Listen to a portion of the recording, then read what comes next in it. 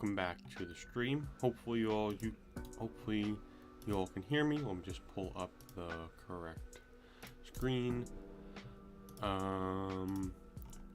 Looks like Discord is working for now. I say for now because it seems that all once again, I think a few months ago, like a major it was like all the major social medias went down. It seems like that's happening right now. Like Instagram went down, then Facebook went down. I think people are starting to have problems with Twitter. So Discord's still working for now. They'll probably change whatever attack they're planning to do right now. But nonetheless, let's just jump right into it. Hopefully YouTube will stay up. For now, what we talked about yesterday was we were planning for this right here to get the major bounce off of. We did get, if we look at smaller time frames, right? We had this bullish order block set. We can actually go to 30 minutes just for a bit of clear. We had this bullish order block set based off of this market structure break that happened a little earlier. We're waiting for the 705 Fibonacci retracement to get hit within this bearish order block from here to here. And then we would continue upward onward. We did get a bounce off of that, right? On really small term time frames like the 50-minute, you can see that we actually did get a significant bounce off of it, like almost a 5% bounce off of that level. So that was a good long position. However, we did not get that continuation upside. We did get a swing fed pattern of these lows. Now, what we have to be aware of is on the daily time frame, you've invalidated the previous swing failure pattern that occurred earlier, which gave us targets up to 21,000. So with this wick yesterday, you completely invalidated that idea. So really, where do things now turn to? Now things get pretty nasty, to be quite honest, to the downside. Not necessarily. It's not necessarily going to get nasty to the downside, but overall. So, but most likely. So, you had a swing fed pattern lows where you look for rejection or you first take profit. Like the first rejection off a swing fed pattern is going to be the 618. We've already gotten that first rejection. I believe there's also bearish divergence, which is bullish divergence. Bearish divergence coming into the 618. So you got a rejection off the 618. You printed bearish divergence. So this isn't looking real good, to be quite honest. This is looking pretty nasty, and I don't think you have much upside potential. Now, of course, where does like the invalidation of that idea come about? Just like we had an invalidation of the idea of continuing upwards, it's going to be breaking above this previous high, and then we can look for that $21,000 target. But for now, I don't see that playing out. For now, it looks like the most likely, most probable move is going to be continuation to the downside and filling those wicks. The week is almost over. It is Thursday, so I would expect a major reversal tomorrow. But beyond that, it's looking pretty nasty. SPX, what we were saying yesterday is if we break below this or bearish order block, you're gonna come down and fill this gap to 786. We blasted through that as well. So this idea that we also had a market structure break, looking for this pullback and then bounce off of and then continuation, at least like range in between, also is looking really bad. So after this break of the bearish order block, because it wasn't a wick, I was expecting like maybe like a wick down, then just close back into the bullish order block. Bullish order block. You didn't get that, and so targets still remain to the downside, and you're most likely going to break these weekly lows right here. And then targets get real nasty and get real quick, to be quite honest. So we can just pull up the macro chart just to see.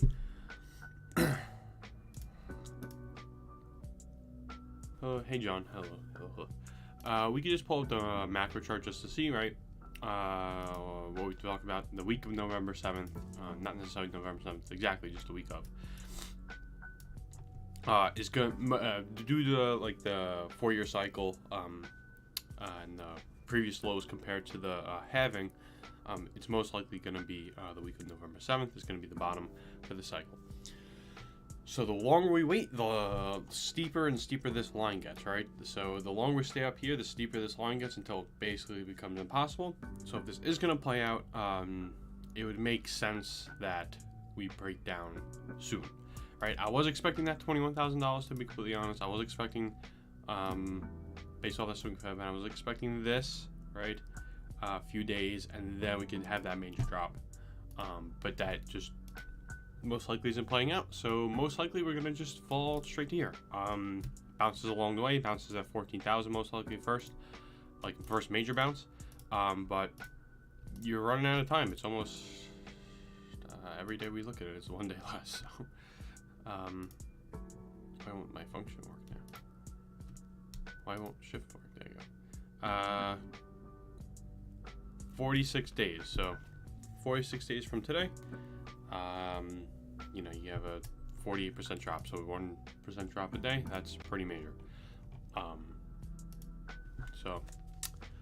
That's basically my analysis. I think you're gonna test the lows of the range this week. If you break down below those lows, things get real nasty. I would honestly say it's mostly up to SPX at this point. Just coming back to SPX chart. If you somehow magically get like a closure above the 786 today, then things are looking pretty bouncy, and you might actually break out of that range for Bitcoin if you close below this. I mean, if you dump further, coming back to this gap, or even break below, I don't think you break below today, but maybe tomorrow, you're looking at 16,000, the $60,000 Bitcoin, so not looking too good. Let's look at the Ethereum Bitcoin valuation.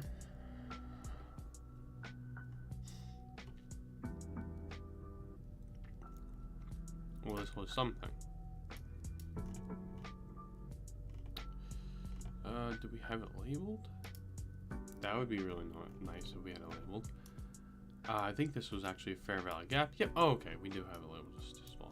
So we are finally coming to this fair value gap, right? Because like we've been seeing over and over again, fair value gaps don't get filled immediately. Like they happen. It can take a long time, and this has been since I don't even know when. Probably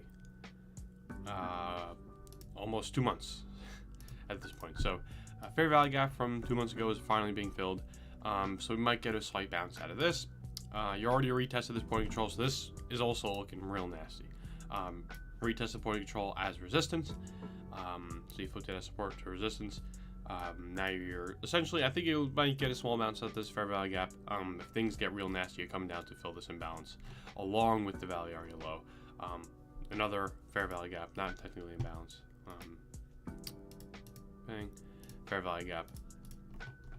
That's been there since even further, so even more than 2 months. That you're most likely going to come back and fill and retest this value area low.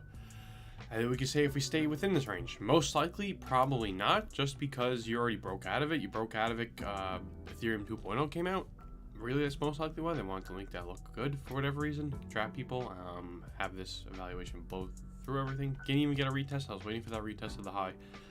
Didn't get it. So you're probably just going to come down here and then get maybe a slight bounce, continue downside. That wick yesterday really undid a lot of the medium-term bounce probability. So yeah, looking at Ethereum itself, we are getting a bounce off the value area low, which is perfectly normal. This is good. So I do expect that Ethereum itself, actually, let's just look at small term time frames. So that got destroyed.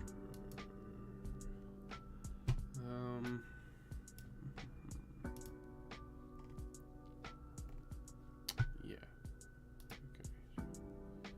You did build bullish divergence off of this. Did you already meet those targets? Though you technically didn't meet the 618, so I would look for, after any divergences, I would look for at least a pullback to the 618. You didn't get that yet, so I do still think that there's some upside potential for Ethereum at 1339. Then continuation downside. Is there bearish? No. So there is some hope that you come back a little bit, and then I don't see this being. You're not building any sort of divergences or anything like that, so you don't have it's not very strong. No clear 5-hour gap. You still have this gap up here at 1534. This actually lines up with this move 1618, which is interesting. So maybe if you break out of this range, flip market structure, small time frames, you can come up here. But with the way Bitcoin's looking, it's looking pretty bad. I actually want to take a look at Bitcoin dominance. It probably has already skyrocketed off of those lows. And then we can take a look at whatever coins you guys want to look at. I just really been talking about how I don't expect this to break down and make a new low. And we didn't get that, thankfully, but it led to a really bloody market. Bounced off the value area low, and we just come back to retest this point of control right over here. We just pull this further. It shouldn't have changed all too much. Yeah, so we are just floating in between the two. 4-hour time frame, just ranging in between. We can see if they have a bit of a bias or not. Oh, that's not on. Volume profile.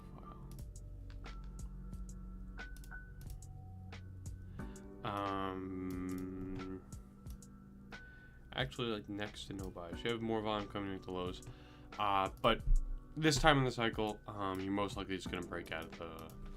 There's no technical bias, but what's this divergences actually? And there's not. Okay, cool. So there's no technical biases, but this time in the cycle, I would expect this thing to at least get back over the point of control, and then maybe go with these range highs by November 7th. Have a quick skyrocket, and then we can stabilize from there. Cool. So is any coin you guys want me to look at?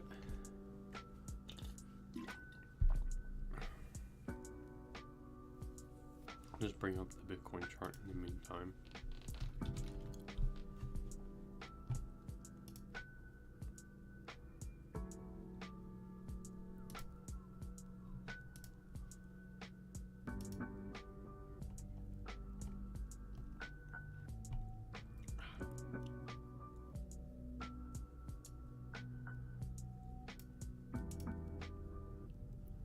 All right.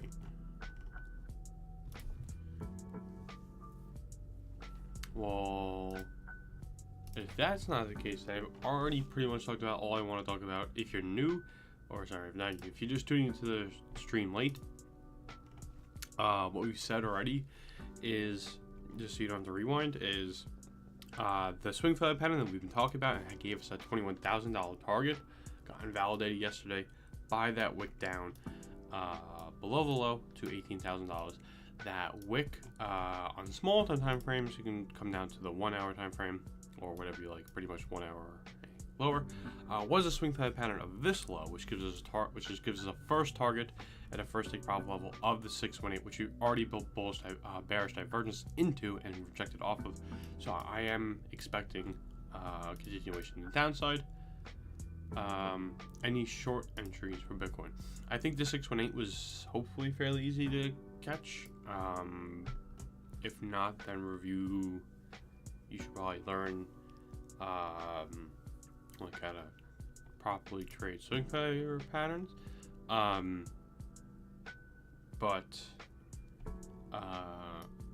Yeah, so I think the 618, like other short entries, I don't know necessarily. Really small term time frames, maybe even the 10-minute. Yeah, you can.